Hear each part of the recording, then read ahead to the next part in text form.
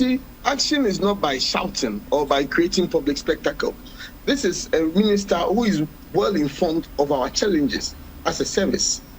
You see, action is not by shouting or by creating public spectacle. This is a minister who is well informed of our challenges as a service.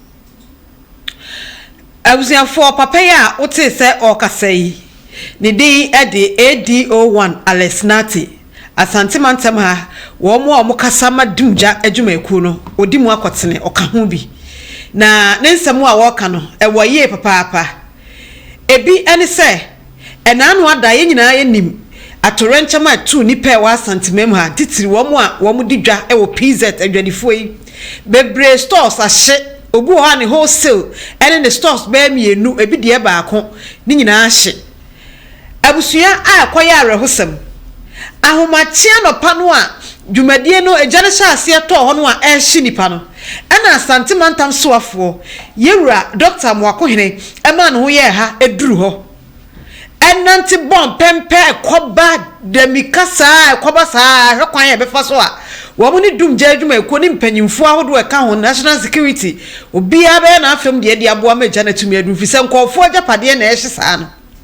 na mo nim video bi a eko viral yewura Dr. Amoakohene Ashanti regional minister na nani abra na oni fire service mpanyimfo bi kasa se wo mu de tank ni si ho aye de wo mfa nya hwe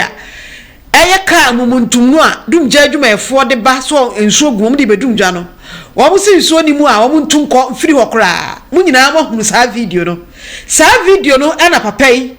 ADO1 Alesnati wono oye interview o GH1 let's say what chiremu the side of the story and simple fire service for so do mo ka won na ekasa e de ama wo mo na busuafo na wo kire se yemfanti atiamu e na dugja obeso wo kire se asante mantam soafo Dr. Amoakohene tia no wo tia atiamu adai muntimi fa medumja na muntu nkon de eka ka wono wo tia atiam tinya na de dugja abusuafo nchiremu a papa ya odaho yi esade ma ye biem ne se nanka yewura Dr. Amoakohene ebetumi ebisa wonom sede na ekoso de enti a wo mo de aba wo mo numja no papa ya sa kire mu se fire service fo dwumadie mu no se from se ja to ba bi a wo mo de ka ba ko nsuo nim kokosi ho ene wa kire mu tententen ansa na de beba no se abepu bi agumo obasa eno ye wo madwuma eni ti de na esi wo na nti na nsuo nim afei nse wo sa kire mu bi ni se ukọ fire service adwuma ni mu a omo be ye adwuma na in the field of work no time omo ye adwuma no omo guso omo ye adwuma no se obi ho kakra no a nipa no a na ni sika kwa hospital na kire kura bi a aban atu esika no e de ama no enti adwuma na omo ye no emu oden ni nkire mu oden ma no abusuafo ye de ni nkire mu ne beto ho na wahunu ensam a wo ka no na no kura ni nyame anim nie papa wo be ja akasa repe ba bi kokoda matine sa afi wo be pacho jai kasa kura ne pen ba bi kura fa nkire mu na mo nkonkotena edi asamwa edi na ensebu akoso Ghana wotena sedwene hu abusuafo wonti ase adwumadie so ye fra no ye oman no agye meso ye nyama nekuo ye tena se Ghana nsam ye kan hyehye kwa wudu abefa so abo mo oman na gina ye no eno wosam ye betena haka ye na kurakura obi a de ohia basoboni abona baso se ADO1 police fire service panyi a oda ho ya wo hwani se wo kan ni ya e ba bo abaso metia bi jitu ye nyina ye ka ye ni fire service mpanyimfo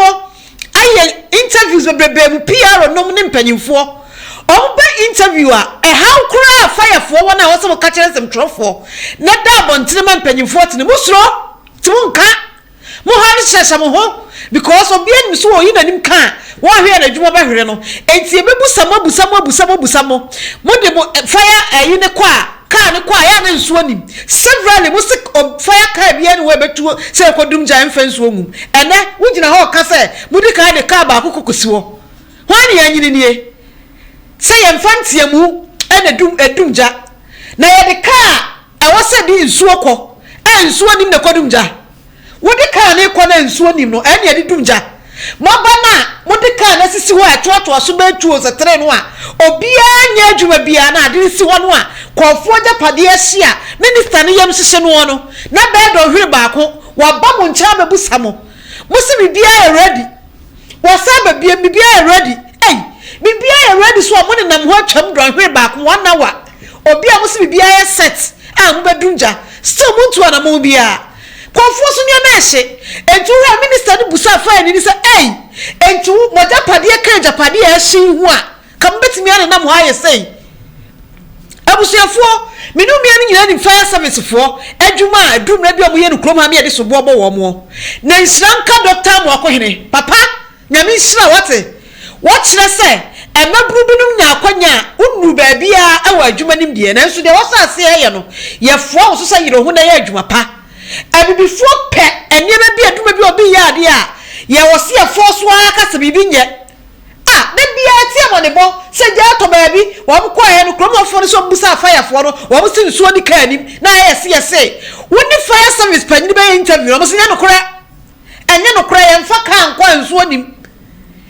why the Dr. Amoakohene call field ho no ote ye wantena office minister ko betena no office na fine fa ne ho no asoma obi onko tie report mra ana owi a ye se the report beba onu akọ wonu ba ye ne hu se samutimi to kampa de kosi wanso anim se ne yese kwa fi se ka papa nyanka minister ni ho a ana ni omo ho ni bi kan se mo ka che mo se nsuo ni mu a kan ba be defend se nya no kore se na nsuo nim kan ba be defend enso na de minister na nim no musi nsuo nim da ne sa after 1 hour musi bia ye ready ko wi ase musi nsuo nim ne bufu ya wo tiatia mo no wo so watam camera si ni so na wa stage wo dey serious edi wo wan na te kokoda mi anyine wo ka se Ghana na gro ni edi wo se ayi minister no wa stage wo ko ho na eja to ho na camera da ho na nipa bebre ho obi atwa no minister na de camera si ni so fesi mi so me betiatia obi ana mbekata wuni abadaye ana minister ni busa asa wonti ya kokope video no ebitie otu akwa no wada minister mu akọ betumi atena office de besi bia na mo fa report mra owombi wokọ field ho wa wuni ho na wada o so na mo ha kire na akọ ho no wona wugina ha ya interview konfodie mehye papa gina ho abrante ri am hye no ebi asem mo bibia ready musi bibia ready 1 hour muntu anamo se mudumdwa na panyini ni bufu se adai ne ka ne nya hwe mo fanko a wo se wo de camera si ne so no otiatia mu na eja dum ne shouting eja dum so ye se ye de ka abeso na fire fo nya adwuma na mo bom pempe koba mo koba ne ye dai eja dum ene sam de ka abesi so nsuo ni na mo koba yenyina kabiwa mo se mo madwuma mo ye no makadie pio ho a munya aye kabie na so wo interview ya papa wa be ye edi wo wan na tell so hwan wo interview na wa be ye no e kire me ma me ti ase se fire service for mo niam mo hia ye mfama mo conditional service anya papa ni ntino edu ba bi na dato ba bi afi na de mo hwefra aban ho mfama mo no Ghana ni na onya boni bia eja to ni fie eja to ni cam eja to ni shop ni no afi na mo be kire se ye kwa ntue ka ntie so be panish mo ye ba ye be twi ye ni na mo adai ade asamwa mo ni aban wo bibi ka ye nyina afo amuso so wo se ye hihye ye mamo enye bread ato ba bi obegina ho dipa na yi hye no ana asa hibu amu nti no Ghana ni na abekira wa hi e de ato no so se de no no waye minister ne fom so ye he kire me minister no ba bi Ashanti region minister fom ye nti wo be nyina ho aye ntagwa no to enkire mu ade man so no ye hu asem bia papa bia asem bai pa na abeka ma wo de aye de asem bai na abeka ma hwani edi wo wan wasma ye de acha minister na de oyeye no se nyantie mo ne de nuja fire car na odi abeso na nsuo nim no abuba ya mo ne nam ho bom pempe wo after 1 hour still waka kire nse bibia ye ready amutimi nuja no ana mo ne nam ho na kire yi ade bufu ya no mbeka se nsuo nim no enu na dumja na mo ana mo nam ho na dumja mo jidi boni a che e wo krom ha dodo mo jidi boni fire service for ye defend mo che de ame he cry dey se e wo ka no mo ba interview be busa mo de na ekosu madwuma ni mu problems obi e boni di hu ban papa wadwuma na o ye no sanya aja akotira fie won se mo wo ka so obi kwa ya adwuma bia e wo ho rest wo ho why occupational hazards no obi adwuma bi wo ho ni sa na anu Kofi Anum wani ko eye ni interview a etu ogu nanie obi gina bo park so bobo na koma no akirima wu obi adwuma hazard wo ho ti ne friend occupational hazard adwuma na aye na ban amfi mo na mo hihye ne nye na afei eje ato ba bi na oni akoma ne amhihye na osoro se wo pra ne amfi wa adwuma ntina fie ne amfi obi ho adwuma na hazard ni ho ho adwuma adai edum na bia ne yeka bia ba mo so mu ya mna broso wo interview oda ya ne tenase na satie wo interview ane DH1 kokoye no tenase na tie e kire se yemfi ye ma ye hwenti so eja to ba bia ye kwa yemfi hu nwuram ya ba de epe ene nam ho some fi ye aban fi ye sa na kire wo interview no sa na kire wa me ka hwe kokoda wa me ni pa wo afu kope ba bitina kora kokotena se Ashanti regional minister jina hono the Ashanti regional minister ko busane say bibia my red mu kan buy no bibia red musi bibia set ama wona say nipa no ama interview ama wona say nipa no wona kasa am ya hu de koye wuti ba bia kire na ebo mu so na ogina here kire abehu de ko so no yeti Ghana ha minister ben yati ebi asida seja to ba bi nipa na hye minister no risking life ko hon bibi betumi atoro si no meja mebusuan me ire ne me position officer air condition bo me meja ho me ko wuram na ma ha me adugja no ebi asida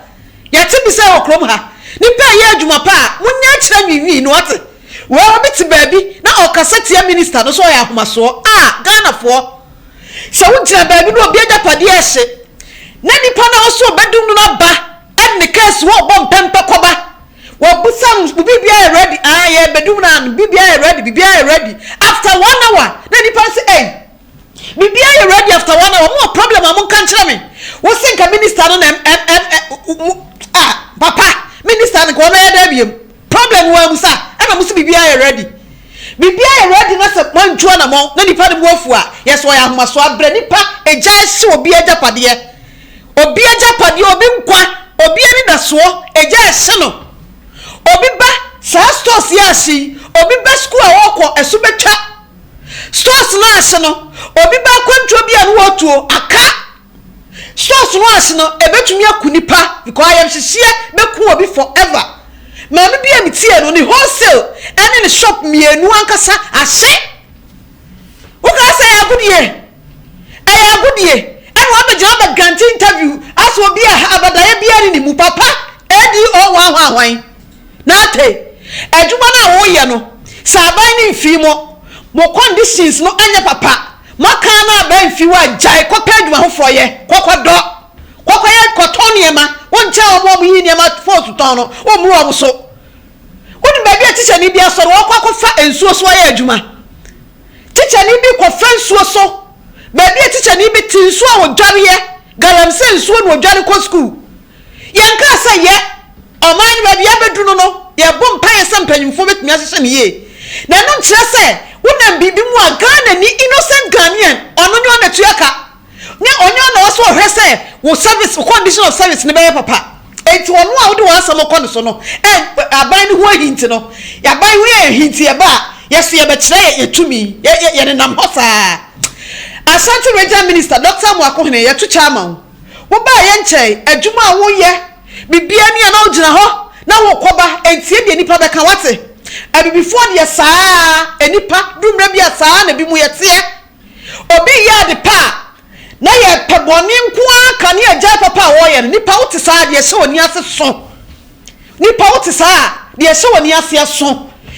nipa ya de a ye banyini ye ho akamfo no na de no de akukuduro ani aniti aye no ne ye bu nipa na bem ketua bi ye hu saa nya wo hunti nipa be na ani abufuo why na any abufuo ni mu abufuo nso afu ye no abufuo papa yesu kra abufuo wa so da wo na why biem why na ni bufu abufuo papa na abufuo ye no edumre bi asa adwuma hye wo nsa wo ye leader edumre bi wo se wo di abufuo ade aniade kasa eka ho bi wate wo dia wo nim leadership ayi akopa bi kenkan ne kopa bi so ya kopa ba bi tena ne anwene ya ho wo tifia da so ne aba grant interview o GH1 de course wo nim ho we se president ba ya oboma ba so na de ndie minister na otu ofra no pakoko si anwumre no president ba de obi brief you no en wo ka se wo munya baabi nkodum gya no eno so ya no kore minister no so won ka asem anya adwuma cars na siwo na nya hwe no obusa ya after 1 hour na mumfanya hwe no eno ho asem ne yakan fa ko fratam ni nyina na minister no ankasa fire fo na anya adwuma nya sa no kan ye se president bo ba ya baso nti ko betumi afa kwa hofra ye ekwan be na ko befa so aye ekwan be na nko wonfa so biem emfa address asem no mo bia nya sa o Asante man asante fo ni pesi asante mamu ha ye ni abre se bra so se yesu ye afa mu de bia ni aboa ni mapa ekoso mo me anya hu nya atwom sa ho na ka cho so be grant sa interview we afa wi ma te se so pa cha o cha pa be ya baki kan sama te se katakata woni be ka sansam e kire panyini wi a mu wi a na pa cha o enti enkonkoda ono risking life ko gina ho fra homache a o ti se je to ho o demi ka kokko gina ho no wa anwene ne nkwa ho kagya ni betini ato no nya fire service ni wa ye tia o ka no so obi ye adwuma in the course of adwuma no nipa ditimi pra na o pra kra ye mfi no enti di ai enti wo adwuma na wo ye no e ho hawa wo ho no me a meti ha sesem twerefo no me na me nya fire service adwuma ho hawa na so de nya ogina kono na e ball tuo na wa wu a wa ama no oni abusuafo unti adwuma na se akokokopɛ bibi efoforo na ye na pa ba bitina na adwuma no unti aso interview na akokoye no tie biem interview na ni GH1 ye no what na senetie na hwe nsɛm a wo kan se adwuma na ni wakoma mba akokora wonni adwuma no wakoma mkora mo nyina wo se pampa mo pa bitina wonni de nipa fam enkofo adwuma mo ye wonni do mo fam enso still nipa ye adwuma Ghana etimi ada dodo wo Ghana na wutim no ni mama na wutim no oman na wutim unim so oman na wutim unim adwuma na wo ye no nya fa ni afa unim se ye mfi mo hyehyɛ ye nya so unim se ye fro se gya to ba bi dia eno ne dia wo ye ti se adwuma ne ye se adwuma ne ye mfi no enye ho ye odie ana sa abre no dia ni bibi hye no betuma ye bibi aboa no a wo mfi no se aban ni ntua wo kan ye ana mo hyehyɛ ye nya nti master kwada sa abre bi mu ate wan ka say ye kwa na sabra biem wu interview no wan nya kra nka ye wo wo yire wo wo mpro bo kira no se dem ko kan ni de si ye ni hwade asi ye na hwade wo kan ye se ne kwa abusuafo ye fa ni interview ni nto aso ne tie de wo kan ye enyina creating public spectacle. This is a minister who is well informed. You see, action is not by shouting or by creating public spectacle. This is a minister who is well informed of our challenges as a service. Even as at Safe March, when our officers had engaged him with the cleaning exercise, he had even assured our officers that he would have even helped with fixing our fire tender at our metro station. The promise has not been fulfilled yet. That's aside. Let me explain what happened. So when, just like Kantamantu, we didn't have this kind of scene at Kantamantu, yet we're able to extinguish the fire. Shouting does not fight fires or extinguish fires. So when we have a fire situation like that, where we have multiple fire tenders in attendance, the first tender that attends to the scene is called the base pump. The base pump is supposed, no matter what, is supposed to stay put at the fire station. This is a situation we had about 6 fire tenders on scene. All the other 5 fire tenders were out trying to replenish and come back. The base pump has to be per our standard operation procedure. The base pump would have to be packed at the fire scene. We can't leave the fire scene naked without any fire tender. So per our standard operating procedures, the tender would have to be there so that when the fire tenders that are going to replenish come, then they feed the base pump with water. This is something we could have easily spoken to our officers without having to put a camera and create a spectacle and demoralize the efforts of our officers. His Excellency the President came, he acknowledged the hard work of our firefighters and thanked us. Where is the thank you from them? One of our officers has fallen from the building and it's at the hospital right now. He would have to use his own pocket money to foot his bills and later go for a refund. What about a simple thank you? Rather than wanting to put a camera on you to demoralize officers who've inhaled different toxic materials for 24 hours. It is not the best. We fought the fire at Kantamantu. Nobody was shouting at us. We worked. So what was the essence of shouting just to create an impression for social media. That was very uncalled for and very unfortunate. So one, I can't tell if he was informed, but you see, he could have asked it in a different way rather than creating a spectacle, which would make a mockery out of the efforts that we are making. He could have easily asked without having to create a scene and telling us to move our fire tender away. To what end? Who wins or who loses when you create a public spectacle like this? For Christ's sake, you're the regional minister. You could have asked the people that what is happening without having to create a scene. The scene was totally unnecessary. This is someone, you see, and I'll question the moral justification of the regional minister. Since he took office, yes, I give him the benefit of the doubt that he has not been in office for long. But what has he done for the Ghana National Fire Service for wanting to disgrace us like this? It's different if when you came, you've probably equipped the service. You've done something for us, and you say, because I've done this, I've equipped. ADO 190, Papa. Wo adia no dia wo kan nyina akire na woni ho. Na woni ho. Ya brifiru, ya kira wo de course wo. Wo ankasa na woni ho. Na nipa no, wo ya Ashanti regional minister, wa ba baabi, o kasa, obia camera da. Enipa na wo no so no ankasa camera da no so. Ko na ye minister waba ho. Enti time a o kasa ne kasa e kosoro no. E de camera baba behwe no so. Enti stage a wa stage no, wo be so o kire sai. Stage a wo so wa stage no, sa asem na wo kana me kwa menti ase. Ashanti regional minister ni stage say o tia mo no, anase o kasa e wo ni bra kwan so no. Eno no e camera meda ne so ne enhwe ne ehunu se de ba de a. Na yenhu de yi, e de asem a. Minister ne ba ye no, obisa bibia ya kama mo yi ni usi ai. After 1 hour still can in shase say etu nsuo anase edumja no. Enu wo bebisa. Muni na mo koba na echi osa ba se edi asem na ekoso bibi wo ha mo kan kire me. Me na me ye minister mo kan kire me. Abusuafo so me na me kasa ma minister na mo me hwe de ekoso. Ye hwe minister no. Ye fa ntutu de papa yi ka.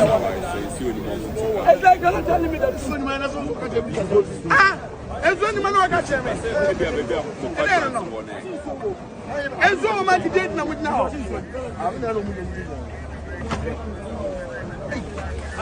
I command away.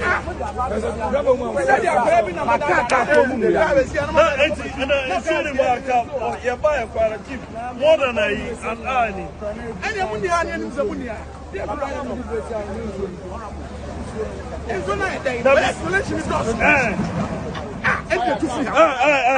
Fireman, come here. Bra. You should be on standby. If in case of anything you are. What kind of life is that? I've been asking you about the for the past 1 hour, and you're not telling me the truth. What kind of life is that? Wait, the turner in him. Oh, no more fight. Who took you or come? So why is he here? Who took you or come? Some of my boys, some of my children can't have you. What kind of life is that? Who knew you uncle? Who knew can't if you uncle? You attend the Biania. Who knew you uncle? Master, call your regional commander for me. When you can't if you uncle. What kind of life is that? Bear 1 hour, I'm going to some fire tender. More problem, I'm going to me. You've not told me any about any problem. Have you complained about any problem to me? You assured me that and so on gave me little problem.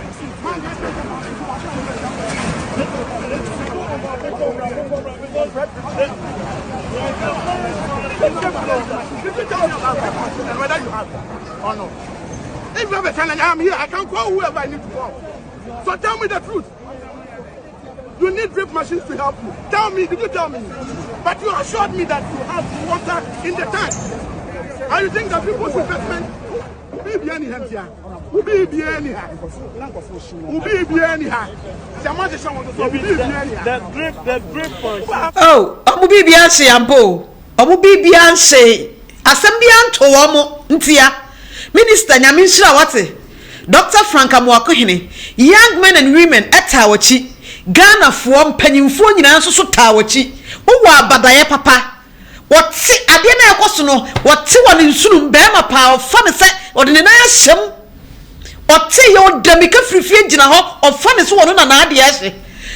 bibia nkamo a madwuma ne se mo bedun gya no bibia nkamo ti mo de cars na besisi ho ansuo nim na mo nam koba nam ho wo busama mo se ye beye ya bibia ya okay bibia ya okay saa na mo galavant saa na mo koba bibia okay after some hours ekono wo hu ni sabinti ase obi a mo de ka sabiti so wo se bibia ya okay di ntina action ntimi nkoso e dia small problem am kan kire no o na minister no wo gina ho e koba saa so na ni pole bufu kwasa e kamera bedan so a wo se wa stage na ejadum anya shouting ejadum ye somebody ka sabiti so na nsuo nim na mo ne na mo se fire service wa taade na mo nya hwe abusuafo ADO1 na ta samo kan e ne kire se omuba ejato wa from ejato store mu ejato fia omuba ne no nanam ho ubuso mo esinsuo nim ubuso mo sese no aban no entua wo mo kai ye se de wo pe de to so be conditional service ne nyama wo mo so ye adwuma no no okopira won na ni sika be ko hospital ansa na akirei aban atua ne ka enti ono be kuni ho ma ofisa Ghana mfa ne ho eno abeku ne ho ama sa na o kire sa na o ka de o kan sa na kire enya sa na kire a de be biem asma ka mini no de akowia no obi mfa mo ho obi nwene mo ho adwuma na de aso nsa no papa wonti ase hwe yenti se ne no si kire mu o se omo na no obi kokko praye eno na de ni sika nema condition of service nya ho ahwani wo kirem ayi omo insurance ko mo ni bi yep insurance ko anya bi mo omo yen ka say yo anya yegusu kasatia menti ai nipa ba ko amekuma fire service adwuma ne paaro no ensu isi anya nu ho a ne anya maamo a eno nkire se memete ha na e ka me nkoma fire service hye ya kama no enya kama nti seja to me ba bi ne efra wa wo ba aban no ne hye pa enya maawo nti no fa be panish me sasai odi ko panish Ghana ni no on se minister ne ka kire o me se ko bo minister ni video no wo wi abode wo tie ya odi wo ko kan ya oji etu ano ADO1 ho ahwani na ate ko bo tie na hwe nipa omumienu de ehu ni se wo ye nipa wo wa badaye abusu tie no say condition of service nya tina fire service for ba da bia Ghana for kan won ba wo sinso ni kanim on ba wo sinso ni kanim wo fra ni ye interview pe o nya no kra ye ntwu ka abrenso nim minister ni mu de ka service so asenso nim after 1 hour ansana ni bufu ye mo koka senso nim munya serious what mo condition of service ye kra mu bi adwuma no mo ntia se ye se pamo bi na mo ko ne atwani foforo bebre fire service adwuma no mo ntia se bebre se condition of service no ye wura John Dramani Mahama egusu din koto sere no so on hye fire service adwuma ni ye wo ye ni ye amu bi no ma gise yi mu firim na serious ones a omo ti adwuma na se no won be ye adwuma bia wo ho hazard se adwuma na hazard no hwe na wontumi a no wajai wo akopɛ ho fraye Ghana for yentie so wo kire so omo ni insurance nti omo ntimi nko omo nya adwuma. So I'm saying it emphatically, unequivocally, that we don't have health insurance. It's one thing that we are fighting for. Our new chief officer has told us she's putting steps in place to help us, but we don't have health insurance. When firefighters get injured at the scene of fire, they use their own resources to take care of themselves and later apply for refund to be paid to them. So if at that moment you don't have money, you would have to go and borrow money from people to be able to take care of yourself. That's the reality that firefighters are facing. No, and he has to take care of it himself and then later probably apply for a refund or something, which is so unfortunate. So yes, as I said, as a minister, you could have handled it differently. Okay, you are the minister. We owe it a responsibility to you to brief you. At any point, if you feel you haven't been briefed, you can easily call on our officers without having to create a spectacle with a camera there and creating a scene asking us to move. If we move, we would fight the fire. And then publicly trying to malign us by acknowledging the police and the military, while our men are still on the ground. So I'm saying it emphatically. Mr. Nate, misa fire service penina also Department of PR and also public relations. Hobie, misa. Papa no video ma repeat it kokotie kope video no hwe. Na wo wi a obekasa. Se ayi se kokoye interview a adekode na akokasa ho no paade ne hwe. minister ne ba no obusa wo problem dia na ekoso mbuso bibia set wo se ne osu ngo obusa wonim interview na wo conduct ne kwa wonim dia course so wonim dia course so dia ntro na to wo so obetwa ana wutwa obi asamusi a wada bia ye wi a ono tatu asam ne course dia no wada no ne asoma nso nko kirem dia no oni mo kwa kirem wonyina ho na minister no fire ni na obey minister no esre se ai na nko mo ye de ben dia be enti osra na oni ho one video ni bi ana na ya mo yesa mo mani pada ni nipa body ni sa nipa na djuma ofirifie a wogja djuma to ho na mampanyini kura ba Ashanti region nam kwan so e wo se minister ko hia no ni nyina ya mo fra no sida bi o ba bia me gina no eja topiza mi tibi da se minister menya hu bi ye nyini bebredi e nanso anya wi minister saba akwa me yahunu bi se ja to ba bi na minister na free the office fra no pa we grade no nya nkodu office kura wa shatade damika so adware so onware jana yire ne mafie so okwa me adunja wo adunja ni fire no oni se de sidum no abadaye ne se do si dongana nanti ne wo sini pass nti wo si no ma minna mika na menko ho wo de mika ko bom pempesa ko pimsa ka sabesi sinani ma na hu my ready bibia ready mo say ai after 1 hour so action bi anko so classness si won ntimi nu en try say dumja no en ani pa koba e wo ho ana mo say fire atade na o shouting mo say nya hwedi na ayi ni mo amuntu nko ani ti na problem bo a mo kan kire no ni nyina ka wo mo ante wo we fire ni na obedumja no so the car na ba na minister na bisao mu bibia set o say aya kire to why you ready for action why you ready to obey adwuma so one cause a problem in here na ye de car ba ko besi ho ye de say ba ono mu na ye madwuma no wo na wo be kirem ekwi ase na wo hu abeg wo pa cho se de yi wo be keka wa adwene abrade ne kwa abrade na woni ho se na wo so dia wo ye trofo se na wo ho a wo ye trofo dia wo ka so kire se na woni ho ko dia ko so video nim no ani dia wo ka ni nyina no emfa the Ghana 40 year asma o kan no mimi dia meti ase kase pa no and say fire service yan hye nye conditional service nye aban fi ye nti ye meku ye ho na yakopra mi kopra mi an bi sika be ko hospital sa na kire na mo sesa mo adwene why obia ni wa adwoma no apuo na ba bia anyoy ko nurse ni a wonya kidney wo na ehye bia kra di ho pa e betwa ni bi papa bi kra di ama no ko hwani pagana no babia no sa na tie yen ka se agitum ti ne ani abra yesi yen to aba papa yen pempanyimfo papa bibi nya yen ka no kora ye ye oman yen nya amanyokuo sanse se ya enye ehi na okoye teacher for de enye police for de enye fire service for de enye nurse ni de enye enhye ni nya every sector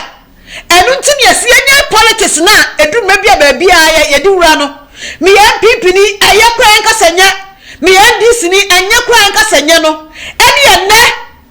eni ye ne minu mi enu nyina ni ye ne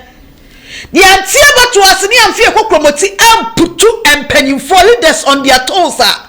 da bia se ya na bekoso obi anya adwuma mfiri na komam obi adwuma ne se na adwuma a hoye no bibitu na saa nti won mfiri na komam na wo ankasa so ni be kwa kwato baabi